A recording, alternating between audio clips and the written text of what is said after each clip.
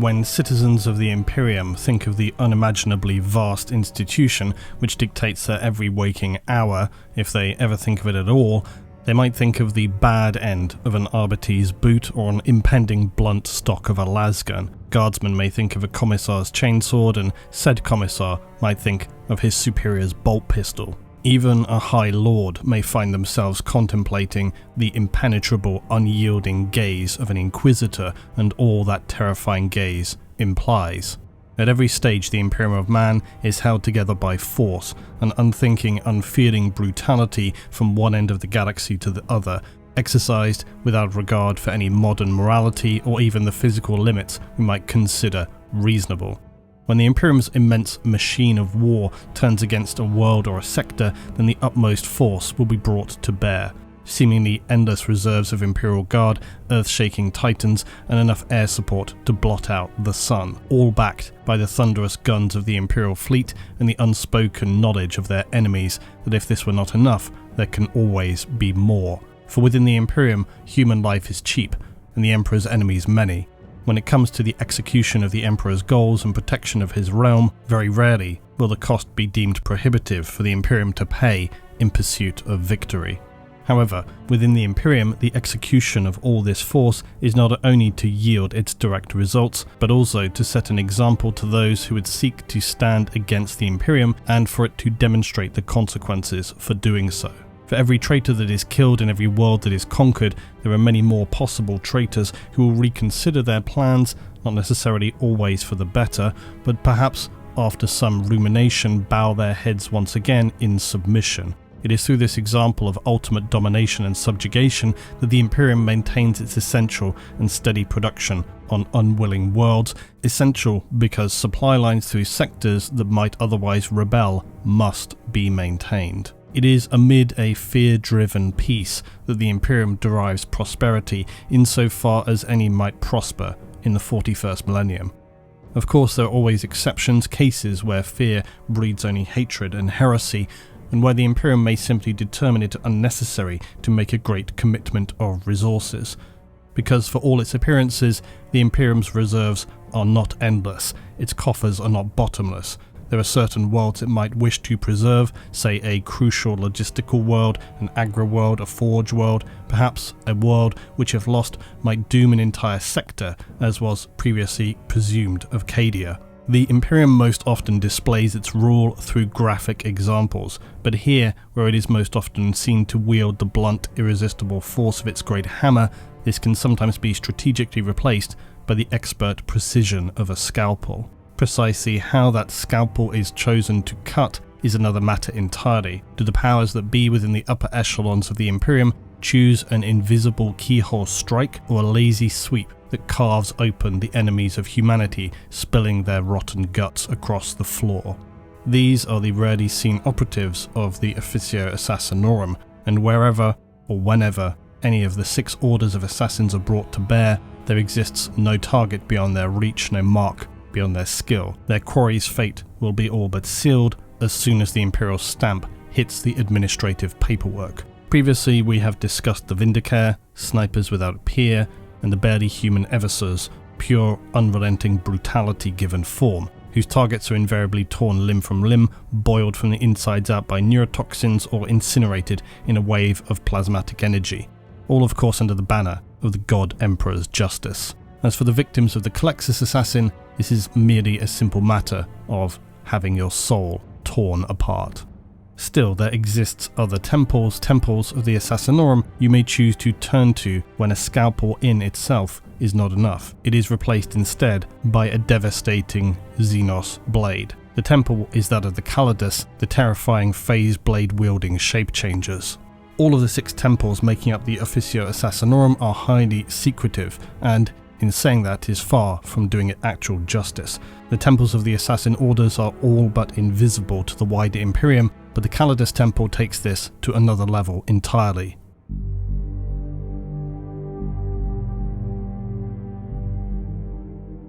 Almost nothing is known of the Callidus in terms of its recruiting style, training methods, or the frequency to which they're deployed for operations.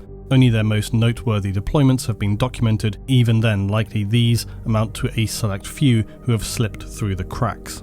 This is yet another thing we should continue to remember when we consider the availability and reliability of knowledge in the Imperium. There are so many factors at work looking to obfuscate the truth, whatever that means, in the 41st millennium. A governor is killed, a planet will fall, a Space Marine chapter master disappears.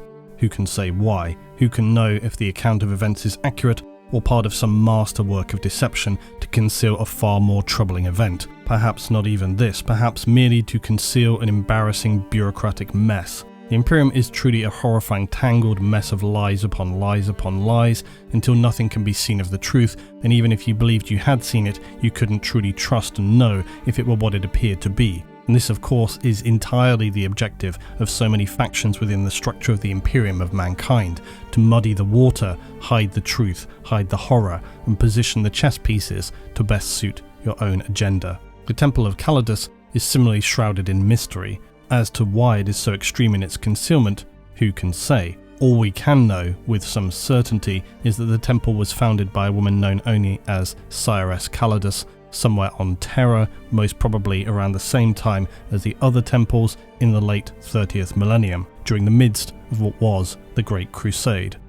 The temple's internal hierarchy is unsurprisingly unknown, but like the other temples of the Officio Assassinorum, its activities are monitored and sanctioned by the Inquisition's Ordo Sicarius, created expressly for that purpose after the gross abuses during the Age of Apostasy.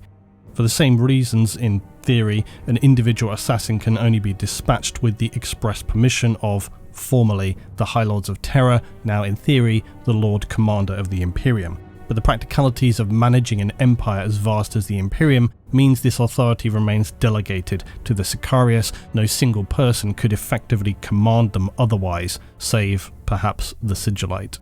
The immense secrecy surrounding the Callidus Temple is, of course, as with all the Assassin's orders, entirely necessary. Were they not so well concealed, then their effectiveness would greatly diminish. What little we do know of the Callidus methods revolves around their use of the exotic drug polymorphine, which allows its users to assume the form of almost any humanoid individual. Characteristically for the Callidus, polymorphine is itself a mystery, its origins no more clear than its underlying science. Whether its effects have the possibility of being total, allowing a truly permanent transformation, or whether they are, as is currently believed, to be merely temporary and relatively superficial, is unknown.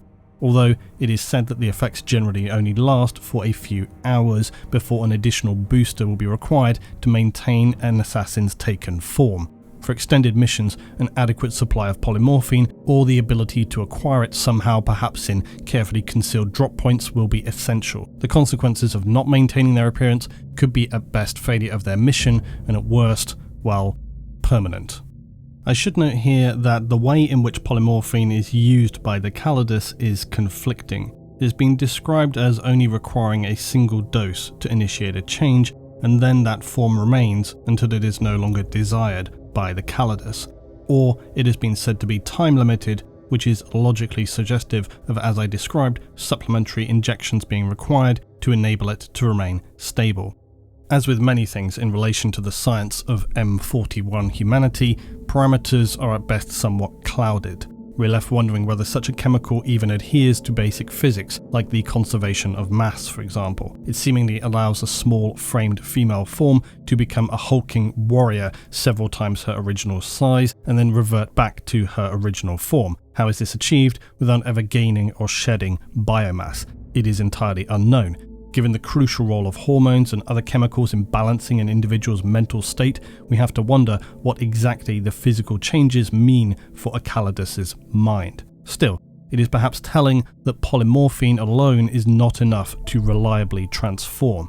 Callidus assassins reportedly undergo extensive training, both physical and mental, in order to control the process. At the physical level, an untrained individual can only make limited changes to their appearance, and without a well-trained, powerful will, they risk transforming into an abhorrent mix of their current and desired forms. Few details are given here, but given the tendencies of Imperial science, this may well mean a Cronenberg-esque monster, or even a form without the ability to survive. The effects of polymorphine are also believed not to be immediate, nor are they believed to be permanent. First, a Callidus assassin must carefully study their target. Even the smallest differences in appearance may be picked up by close associates of the target or by facial identification devices. Injection of the drug follows, after which the body of the assassin begins to shift and change, reportedly the sight being terrible to behold as the user's form molds itself to their desired pattern. Still, the transformation is relatively fast and requires at least 5 minutes to complete, though we can imagine that a much more hurried change may be possible, yet less precise. Alternately, a change requiring an important and more detailed appearance or a more significant physical change may require longer. Once the process is complete, the assassin will have assumed the full and complete appearance of their target, a form which, as noted, is said to be generally sustainable for about a few hours. Their return to their natural form may be undertaken at any time. So in order to maintain their form, they will require additional injections of polymorphine. Of course, not all Callidus targets are human, and polymorphine does allow the assumption of other humanoid forms. Some of these may be possible with the drug alone, like certain breeds of abhuman. Others with more divergent appearances, such as orcs or Kroot, require specific surgical implants. These are unfortunately also generally permanent, limiting the Callidus then to emulate only that specific species for the rest of their lives in service for the Imperium. As such, the decision to use such forms is not taken lightly, and these special implants are made from a mix of flex cartilage and hardened synth skin, much like that used in the Astartes' black carapace, which in normal circumstances remains invisible beneath the skin. When polymorphine is injected, however, the implants will react, twisting and transforming into genetically encoded shapes that allow the assassin to restructure their body. Sources disagree on whether forms such as those of the Eldari or Tau can be taken without implants. This remains as yet another example of details that are simply unknown. It is perhaps for physiological reasons or psychological ones that the drug polymorphine is seemingly most effective on women, and as such the significant, if not near total, majority of the Callidus Temple's assassins are female. Thus, the most common image documented of a Callidus assassin, insofar as there is any available at all, is that of a black, sin-skin-clad female form. As with any other assassin temples, this sin-skin material is another key part of any assassin's arsenal, affording them a number of advantages over their opponents, and unlike most garments, it is sprayed directly onto the skin to form a tight-fitting body glove. Its properties and the many benefits it grants its user are nothing short of miraculous. Callidus assassins are very obviously trained in stealth and infiltration, as are most of the assassins. These are the most basic skills they learn even before their assassin training begins proper. If they did not possess such abilities, they likely would not have survived the initial selection processes. Synskin further assists them though to enhance these skills, enabling its wearer to pass unseen by most sensor systems. Its black non-reflective appearance also absorbs light and renders the assassin little more than a shadow to passing motion detectors or even standing guards' indirect vision. Even technology like an advanced infrared scanner will only display a greatly reduced humanoid profile. The suit also provides them with enhanced strength, complementing the assassin's already considerable battle prowess. While Synskin may be no Astartes power armor, it also provides impressive protection relative to its low profile. It turns aside unpowered blades, cushions blunt impacts, and possibly even lessens damage from shrapnel or stub rounds. It is airtight, watertight, and proven against extreme temperatures and most gases, thus allowing the user to operate in all but the most hostile physical environments. Its bioreactive features feed counteractive agents into the bloodstream, making the wearer completely immune to all but the most exotic of poisons. It may even aid in healing for minor injuries.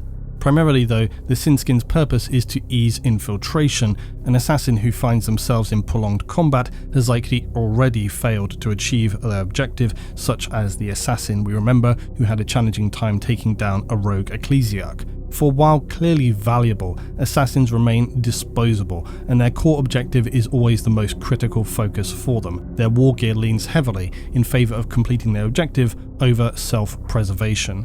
Callidus' sin skin can also be used to support and store an array of extremely lethal weapons, each designed to facilitate the temple's penchant for close-range covert strikes against all targets, from frail psykers to armor-clad Astartes. For the Callidus, their most infamous identifier is their blade weapon, known by some mysteriously as the Khatan Phase Sword. This name should instantly trigger an immediate red flag as being of Xenos origin, and it is indeed a weapon far beyond even the most advanced chain power and even monomolecular blades used within the Imperium. The Phase Sword technology is said to have been discovered millennia ago on the surface of Mars by the Adeptus Mechanicus and shaped from pure necrodermis, so-called living metal, although there are those who speculate that the Mechanicus actually discovered this on a dead world of the Khatan and the Necron. The Phase Sword is a truly terrifying piece of technology, as it is said to be able to cut through literally anything. It does so by phasing in and out of real space by continual imperceptible molecular realignment. Even phase shielding and psychic barriers will fail to stop its infinitely fine edge. Although the weapon is referred to as a sword, it tends to be wielded as a sort of punch or thrust dagger attached to the arm and wrist, and reportedly shapes itself to the user's preferences, making minor adjustments to weight and balance. In the already deadly hands of a Callidus assassin, a target who finds themselves facing a phase sword is all but dead from the moment the blade is thrust in their direction. Once a Callidus begins to strike, the consequences are near to unsurvivable. The cold inevitability of the Phase Sword is, though, not the only tool in the assassin's arsenal, and it makes way for the Callidus Temple's other favoured weapon, which may well rank among one of the most horrific weapons in the Imperium's arsenal, the aptly named Neural Shredder. This Neural Shredder's appearance is somewhat that of a modified plasma pistol, but instead of explosive energy, it emits a cone of psionic disruption that rips and disintegrates specifically a victim's neural pathways, quite literally dissolving their minds. And similarly to the Phase Sword, armor shielding and size are of no protection against this hideous attack, its targets often seen to spasm so violently muscles will lock and bones break under this stress as their brains turn to a liquid mush, although its range is limited, only a few meters at best. And the Neural Shredder is the Callidus Temple's favoured weapon for targets outside of hand's reach. It's no surprise that yet again little is known of the Neural Shredder's origin. Some speculate that it may be among an array of experimental psychic weapons developed by the Adeptus Astra Telepathica. Xenos origin is also entirely possible, not to mention the mysterious experiments undertaken during the Age of Technology and the Age of Strife, or just any mad scientist since potentially during the earliest days of the Emperor's expansion into the galaxy. And we're still not done. The Callidus also carry additional blades seared with poisons that are generally speaking no less lethal. These are located in sealed pockets across their sin skin, and these are also backup tools for close quarter situations if other weapons have been lost and or failed. The needle-like blades can be thrown or stabbed with surgical precision into an opponent's weak points, eye sockets, open mouths, gaps in their armor, or other presenting weak spots. The needle's poisons work very quickly, killing all but the largest traitors, heretics, or Xenos. A fully grown Ogrin up to 3 meters tall is reported as having fatally succumbed in mere seconds.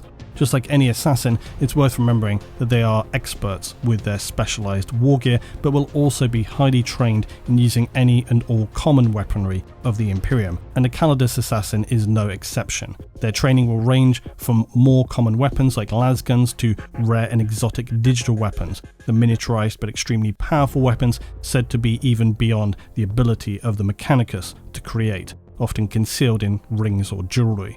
As high-level infiltration tools, agents of the Callidus Temple must be extremely fluid during a mission out of necessity, and as such are trained to use virtually every type of weapon. Situations can change and deteriorate quickly, and initiative is critical for the survival of an isolated Callidus assassin, and more importantly, the success of their objective. After all, when polymorphine is in the picture, an assassin's appearance is less likely to attract attention than the weapon they wield. To compensate for situations where they might be forced to surrender their weapons, or where they might be disarmed during combat, the Callidus are also trained in a series of ancient and secret martial arts, giving them lethal potential in even the most unassuming guises.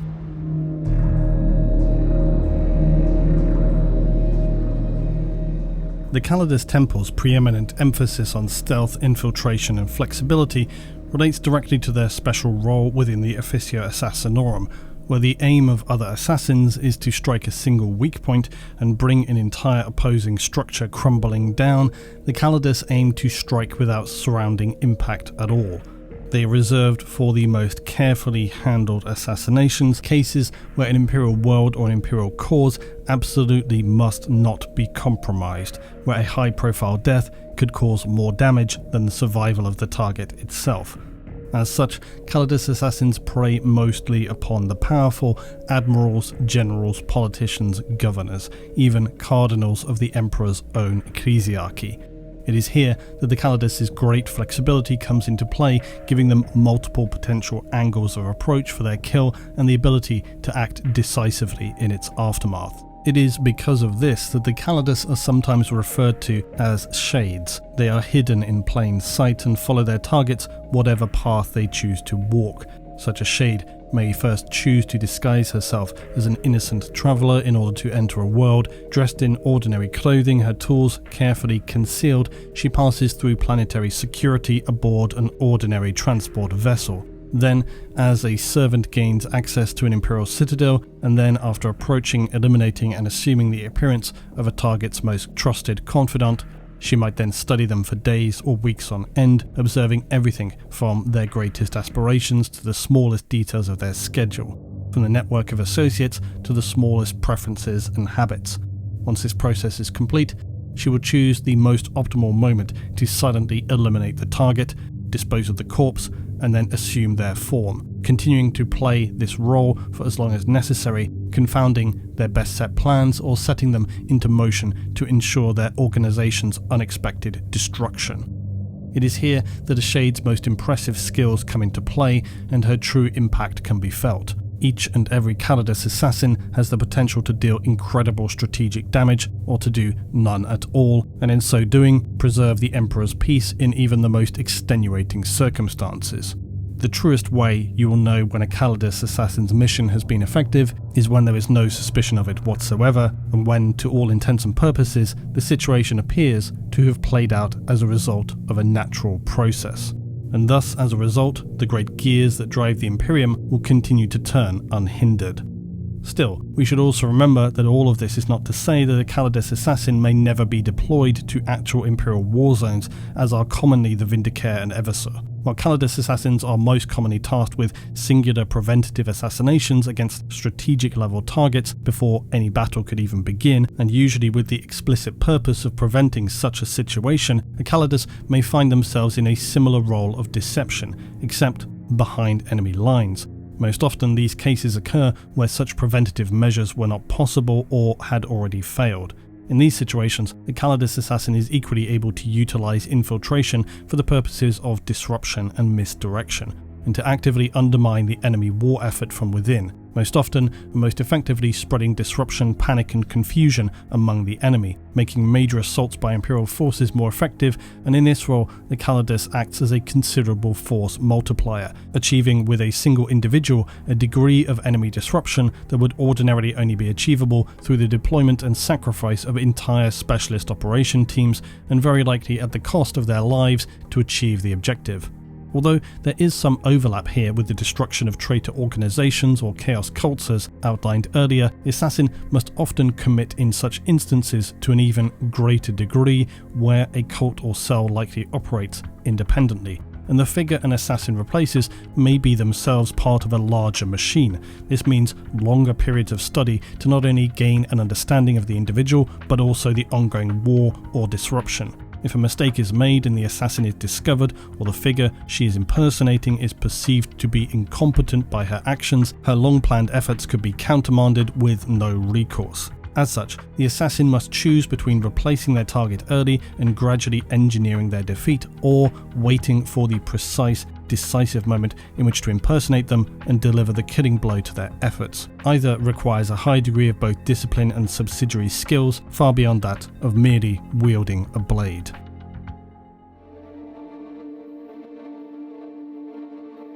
There are a few cases where a Shade's action may be even more direct and collaborative. Reportedly, the Callidus assassin played a crucial role in ending the 50-year siege of Tuluk, when a Callidus infiltrated the planetary governor's grand palace and disabled its shields for a few short seconds. Using this momentary break, a single squad of Blood Angels Terminators teleported into the governor's palace and tore his remaining defences apart in under an hour. On occasion, an assassin may also be asked to infiltrate against a rapid series of more accessible enemy commanders and spread true chaos behind enemy lines prior to an Imperial assault. Imagine, for example, a series of mid-level commanders or generals disappearing one by one from the command network, their men without leadership or direction, their fear palpable. The dealer of death unknown, a person with 1,000 faces. Paranoid leaders might isolate themselves from their men, others might run. Their replacements might refuse command, fearing assassination themselves. In the end, it wouldn't matter, as their crippled forces are overwhelmed by an Imperial assault. In these cases, the Callidus is not just a dealer of death, but also an integral component in a strategy of psychological warfare as she runs between battle lines, altering her appearance constantly, mixing between ordinary soldiers, officers, and personal security forces. What may have taken weeks to achieve can be handled by a fast-moving, high-skilled Callidus assassin in mere hours. As mentioned earlier, although most of the Callidus Temple's activities are entirely unknown outside its own walls, a few notorious cases have passed into the Imperial annals. Perhaps the most successful and well-known was the mission undertaken by Callidus assassin M'Shen to eliminate Conrad Kurz, the murderous and unstable Night Haunter Primarch of the traitorous Night Lord's Legion. This example is rightly held up as the zenith to which all other Callidus assassins and perhaps all other agents of the Officio Assassinorum might aspire. The slaying of a demigod-like Primarch by what is by loose definition a mere human. However, the story here is not unsurprisingly quite as simple as it might first appear to be, or, for that matter, as glorious as Scions of the Imperium might prefer it to be. It is entirely possible, or even likely, that Conrad Kurz concerningly intended himself to be killed. Legend has it that the Emperor himself dispatched the assassin to the Carrion world to hunt down and kill the traitor Primarch. But the Night Haunter was known for his gift or curse of remarkably prescient foresight even before his fall to chaos. It is almost certain he knew the Callidus Shade was coming, and after she bypassed suspiciously absent defences, he said as much. The Primarch, now a naked and hunched monster, was himself haunted as much as he haunted others, uttering the following words: "Your presence does not surprise me, assassin. I have known of you ever since your craft entered the eastern fringes. Why did I not have you killed? Because your mission and the act you are about to commit proves the truth of all I have ever said or done. I merely punish those who have wronged, just as your false emperor now seeks to punish me." The only recording of the following moments shows the traitor's face contorted into a cruel, lipless smile, his eyes black and filled with madness, utterly aware that his horrific visions depicting the cruel fates of his Primarch brothers had all come to pass. The assassin struck, apparently killing the Primarch, but a sudden end to the recording concealed the killing blow. She severed the Night Lord's head from his body as proof of her deed and took with her many of the Primarch's personal items and trinkets, fleeing to her waiting ship, only narrowly avoiding death at the hands of the Night Lord Apothecary. She subsequently passed into history as the God Slayer, an assassin without peer, but her ultimate fate, foreseen by the very man she killed, was already sealed. The Godslayer was relentlessly pursued by the Night Lord Talon Master Zoe Sahal and Talos Valkoran, the same apothecary she had barely escaped from previously. She would eventually meet her horrifying end, blinded by acidic Astartes' spittle, deafened, then impaled and disemboweled by Talos' chainsword. I think by any standards of what the Night Lord's traitor legion are known to be capable of, she may have in fact gotten off lightly. By contrast, not all Callidus high-profile missions are so successful, much like any of the Assassin Temples, for that matter. It was only a few years earlier, around the time Horus had begun his unspeakable heresy, that the Officio Assassinorum formed the first ever execution force, a highly specialised team drawing from all its temples. Including in its number was a Callidus Shade by the name of Coin. One of the temple's most accomplished and most elusive members, Coin was known for having served so long that their original identity had disappeared into the countless years and decades spent living as other people. Despite the faceless assassin's skills and those of the rest of the execution force, the mission failed, and Coin was killed after a prolonged battle with a powerful and curious demon pariah known only as Spear. Their target, though headless, turned out to be a decoy, as the real Horus remained safe and secure on the command bridge of his flagship, the Vengeful Spirit. The execution force's 8 members would not survive. Incidentally, the figure known as Spear is particularly interesting and something we may return to explore in another specific video soon enough.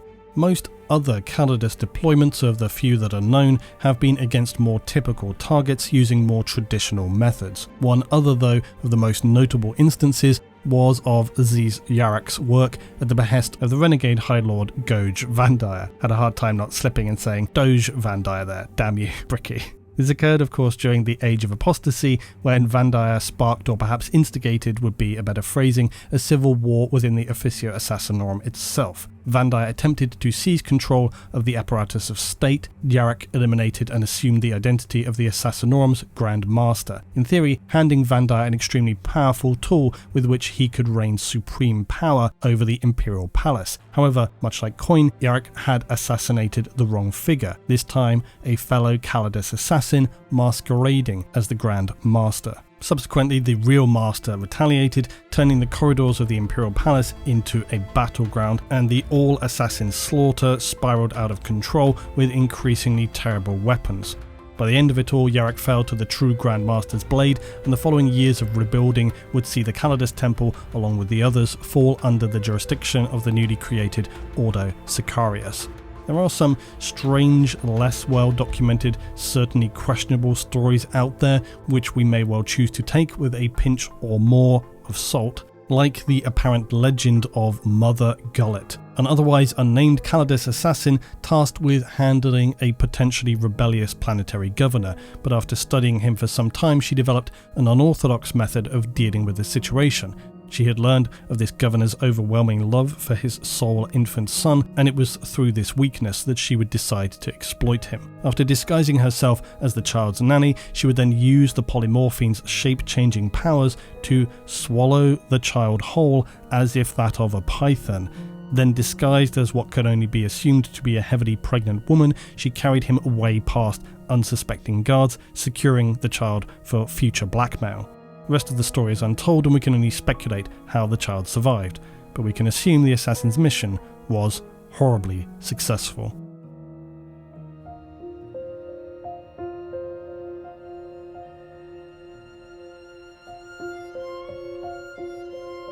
As strange and disturbing as such stories are, there is one Callidus agent who stands out from the rest. Not because necessarily of her prowess, who she has killed, or the methods by which she may choose to employ to do so. Callidus assassin Varenus carried a unique tool, the likes of which no one else, not even her fellow Callidus sisters, can claim, the so-called hyper-polymorphine. Oh, and by the way, she's also a rogue assassin and on the run. Her story began the same way as countless others have across the Imperium, in the toxic filth below a hive city. In this case, it was the Perseus underhive on the world of Olympus. Varenus was picked up by the Inquisition at the age of 12 after killing the niece of the governor and taking her place. She was selected by the Officio Assassinorum for training, her physical skills and mental fortitude, placing her well ahead of all other candidates. Questions about her loyalty would presumably be rendered irrelevant after years of arduous training, which we can only assume is some of the most taxing in the Imperium. However, the Temple had made a terrible miscalculation to this end, and she had in fact retained her rebellious, even selfish attitude that was displayed as a young girl. As this became ever more apparent, combined with her now impressive physical skills and early use of polymorphine, Callidus Temple policy demanded her quiet disappearance and disposal. An assassin with anything but the purest of motives could do untold damage, and not just physical damage but also the significant fear of revealing untold temple secrets to the enemies of the Officio Assassinorum. Now, her story might have ended there, were it not for the intercession of an inquisitor who intended to use her as part of a secret and possibly heretical experiment. Varenus would be given the so-called hyper-polymorphine, which had been developed, as the name quite obviously suggests, to be an experimental, more powerful variant of the normal drug. It enabled faster, more dramatic changes and gifting them near superhuman physical abilities, but at the cost of a truly iron will and the occasional infusion of certain stabilizing elixirs. With the drug's various properties, the Inquisitor had hoped to transform the young assassin into a vessel for the Emperor's resurrection, for yes, the Inquisitor was a devout member of the Thorian faction. After subject had failed, unable to tolerate the hyperpolymorphine drug through a horrifying process of transforming into various forms of my favourite term, their appearance being that of a disturbing human parody, Varenus was the only one capable of mastering the insanely powerful and highly dangerous drug. Her success soon sparked a conflict between the tech priests and inquisitorial staff involved in the project, and soon she escaped, flawlessly mimicking a Mechanicus Magos, so flawlessly in fact that even the enhanced senses and scanners of the tech priests thought her genuine. Then she went on the run. The ramifications for the Imperium as a result of this are obviously incredibly problematic. It demonstrates yet again the dangers of those within the Imperium experimenting with things they do not fully understand, and even when successful are often unable to appropriately contain. Hyperpolymorphine is believed to allow Varenus to transform her body completely and well beyond the humanoid physical forms that others are limited to. She is mythically reported now to be able to behave more like a true shapeshifter and can push her supernatural body through grills, tiny windows and pipes to reach her personal objectives. Her strength and dexterity is also far beyond what normal polymorphine would provide, allowing her to face up to all but the most physically imposing individuals. Despite her comparatively limited training to that of a full-blown assassin, she is still attributed to having killed dozens of highly trained Imperial servants in outright combat. There is of course a tragic price to pay for her access to these unique and imposing skills. Varenus is to a degree doomed by the voracious power of the drug. She is said to fight a constant battle simply to maintain control over her own body now, a battle she can only continue to win with the aid of the rare and expensive stabilizing elixirs mentioned earlier. Initially, she was able to pursue her own personal objectives at will, but these have now become considerably secondary to her pursuit of these stabilizing elixirs, which take her all across the galaxy. She will serve all manner of dangerous figures to secure these chemicals for herself, and she operates without morals, principles, or mercy. From serving rebellious human planets to incomprehensible Xenos causes to even the twisted machinations of chaos, all the while furiously pursued by the Imperial Inquisition. By the way, great job again, Inquisition. The Inquisition's fear is palpable, and it is not merely her ability to deal physical damage and disruption. What the Inquisition is now desperate to secure are the secrets she carries with her. Everything from the prized science behind hyperpolymorphine and indeed polymorphine to the Callidus Temple's enigmatic methods, including its hidden location. So long as Varenus evades capture, an ominous cloud hangs over the Callidus Temple and for all of its members. Just what exactly Varenus knows is of course uncertain. She was only a member of the Temple for a short time. However, we can speculate to a certain degree, especially when it comes to Callidus selection and training, as well as the methods that derive directly from them, that for one thing, from the stories told earlier and other pieces of information, we can thus infer some weaknesses or challenges faced by Callidus assassins.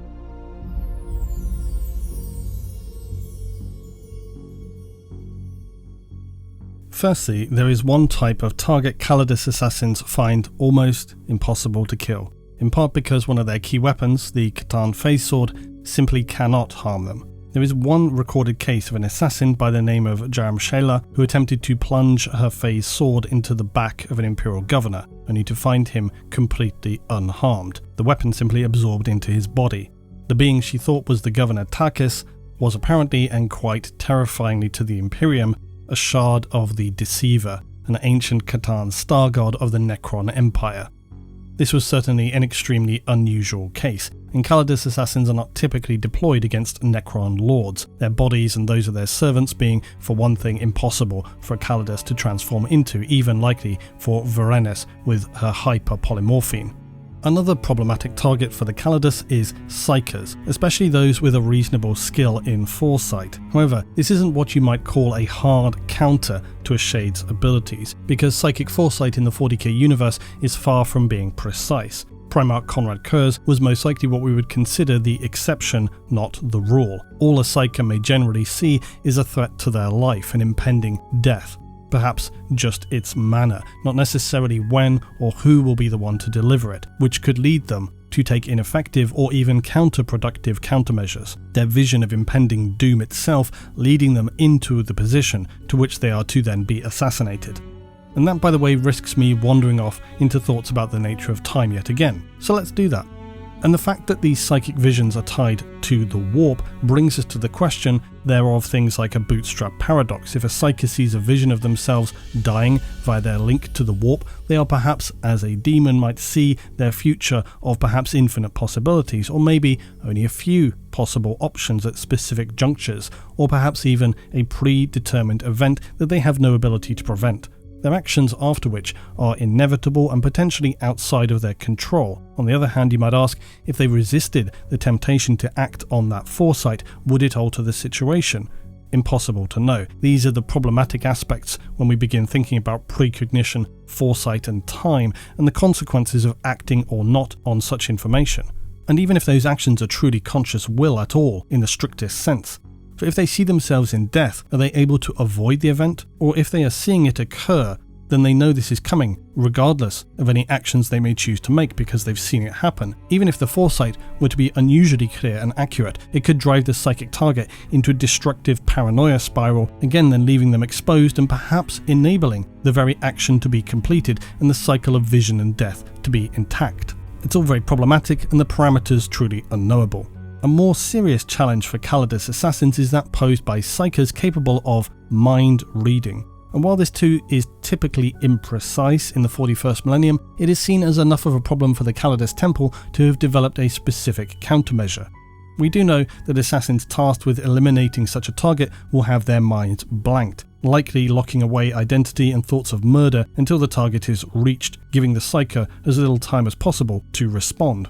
But one might suggest, well, if their mind is blanked, how could they know to act? Wouldn't the psyker also perhaps be able to detect an unusual lack of ordinary intention as much as the opposite? And this raises the question of whether memories or personality could potentially be inserted for an assassin assigned to this specific task, either as part of another countermeasure or as a more general tool for infiltration. There's no specific or real answer to this. My personal preference and speculative belief is that such assassins will have their mind altered to allow their true selves to sit in the back or the deepest part of their mind, only to come out during periods where their facade is perhaps in an unconscious state during a sleep period, or perhaps this true self sits just behind the surface, concealed beneath a legitimate mental facade, a block, and only when the moment is right to strike can they break through this mental wall and take control of their body to carry out their intended assassination. Or that's what makes the most sense to my mind anyway. Maybe the greatest threat psykers pose is actually their imitation, for should a Callidus assassin need to take their place, whilst polymorphine may allow someone to become almost identical to anybody, it cannot impart psychic abilities. And the problem posed by psykers leads into a more general theme concerning infiltration, as the weapons carried by Callidus assassins such as the phase sword and mind shredder are barely hindered by armor shields or psychic protection. So their greatest weakness really lies in the possibility of being discovered and the early compromise of their operation.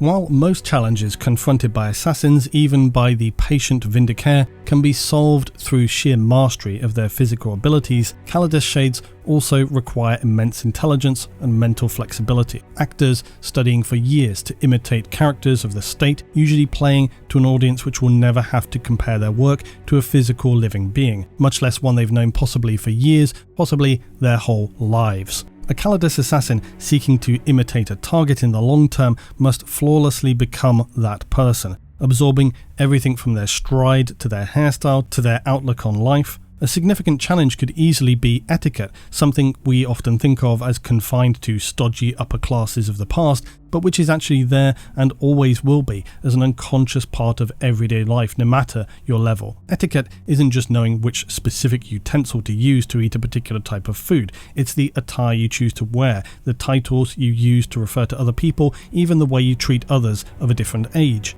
Culture shock is a very real thing for ordinary humans, and as a consequence, someone born of one culture may well blithely wander through another's and thus be perceived as strange or rude, never even realizing it. Now imagine that same principle in practice across an imperium of 1 million worlds, each with its own etiquette and expectations and cultures, its own classes and regional peculiarities. Stacked atop this, yet even more worlds, but populated by Xenos, their thought patterns, indeed every aspect of them, utterly alien to our own. This is also nothing to say of language, which would very obviously be an enormous challenge with Xenos, but could also extend to humans too.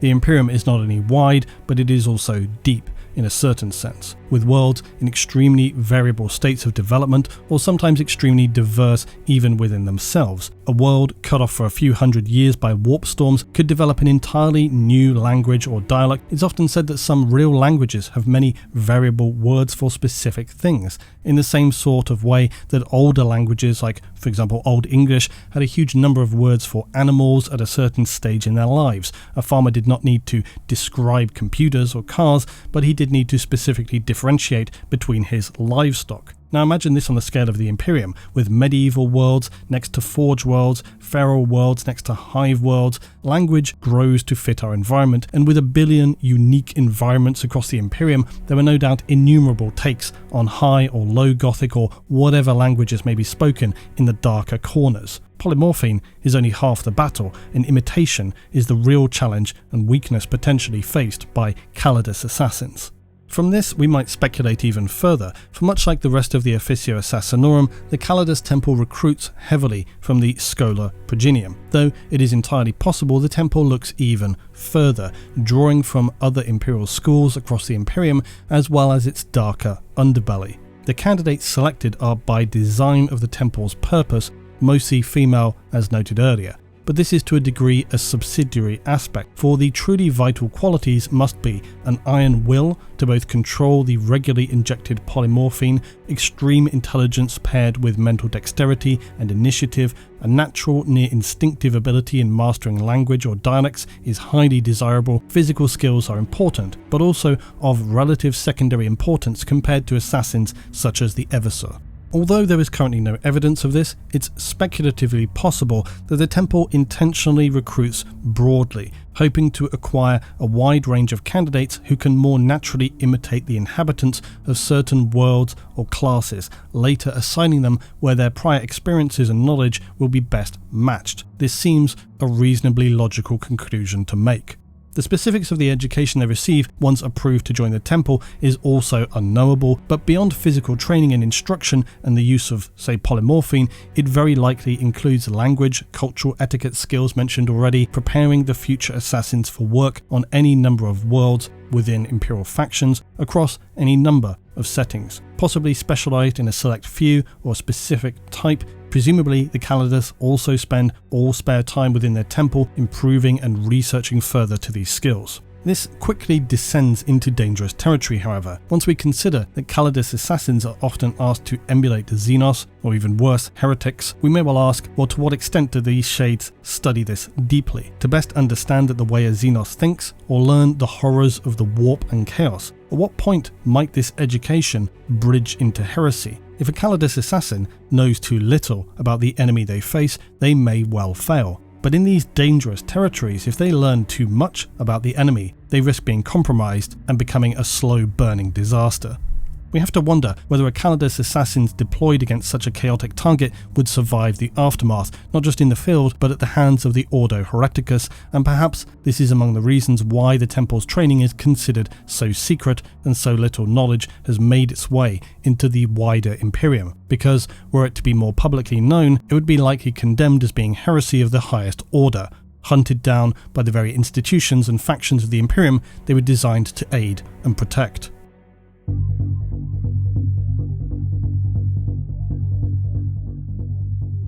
Overall, the Callidus assassin may be considered the generalists of the Ordo Assassinorum's various temples, never quite equating the unstoppable, raging brutality of an Eversor, but far surpassing the stealth and infiltration of a Vindicator. They may never quite match the massive, strategic damage dealt by the truly enigmatic Vanus assassins or the speciality of the Venom Temple's poisons, but they combine something of them all and maintain the expected and considerable physical skill in the art of dealing death to the enemies of humanity. The Callidus can be thought of essentially as the all-purpose assassin, not as blunt as an Eversor, not as terrifying as a Calixus, yet they bring a more flexible skill set, enabling them to quickly pivot their plan to match the needs of their environment and the mission. Direct single or multiple assassination targets, infiltration to sabotage, intelligence gathering, or plot far more critical and complex objectives. We may never know just how many stubborn Imperial governors, foul heretics, or inscrutable Xenos have perished at the hands of a Callidus assassin, but there can be no doubt that they ought fear the blade that approaches not in the stillness of the night or that which hides in the shadow, but to fear the Callidus is to know that your end may come at any time, any moment, by any one, even in broad daylight, invisible to all but the best trained eye. Few know of their existence, of course, but for those who do, it is unlikely they will truly ever sleep soundly. Those in power within the Imperium, aware of the Callidus even among the Inquisition, cannot help but look over their shoulder now and again, an entirely human instinctive gesture that is ultimately futile. For in the Imperium of the 41st millennium, your death will always have a face. The question is, which face? Friend or foe? Despite all the known horrors facing humanity, its greatest fear remains as always, the fear of the unknown.